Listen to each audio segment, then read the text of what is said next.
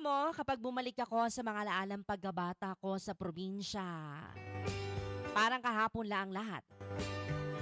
Yung simpleng buhay, yung bang mga bagay dati, Madi, na hindi mo pinapansin pero ngayon, namimiss mo na.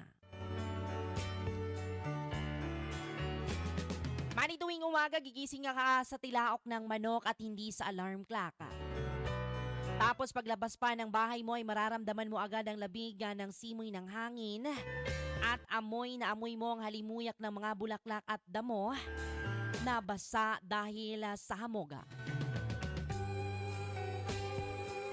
Yung tipong hindi mo na kailangan magmadali. Dati, yung bang walang cellphone na hawak-hawakan, kundi pamalo lang ni nanay kapag late ka ng gumising. Tapos, didiretso ka na lang sa taniman o kaya sa bukid.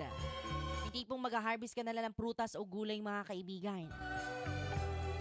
Laging may mga alagang kambing o mga hayop at iba't ibang hayop pa yan.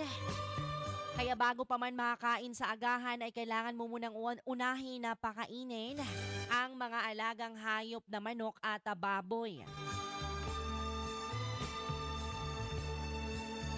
Mga Madi, ang saya ng laro namin noon. Simple lang pero sobrang saya.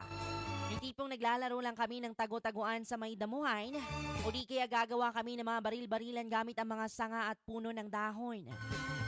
Di na kailangan ng gadgets noon, mga kaibigan, kasi sapat na ang kalikasan para mag-enjoy ka. Pagdating mo ng hapon, mag-uuwian ng mga tao galing sa bukid at ang mga kapitbahay, Madi, na halos magkakasabay na kaming maghapunan at sabay nang magkwentuhan hanggang sa aabutin ng dilim. Yung tipong kahit simpleng buhay lang sa probinsya, dama mo ang saya at katahimikan.